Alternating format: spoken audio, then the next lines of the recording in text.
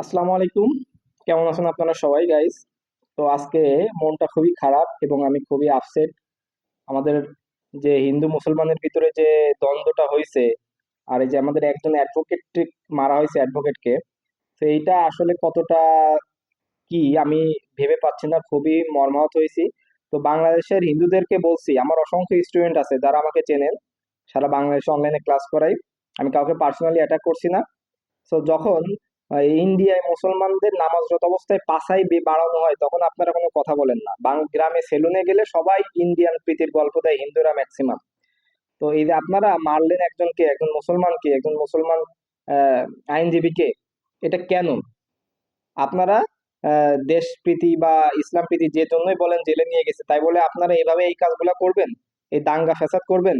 কি কাহিনী, কি পেছনের গল্পটা জানতে চাচ্ছি, খুব শীঘ্রই বের হবে। ভালো থাকবেন, আল্লাহ হাফেজ।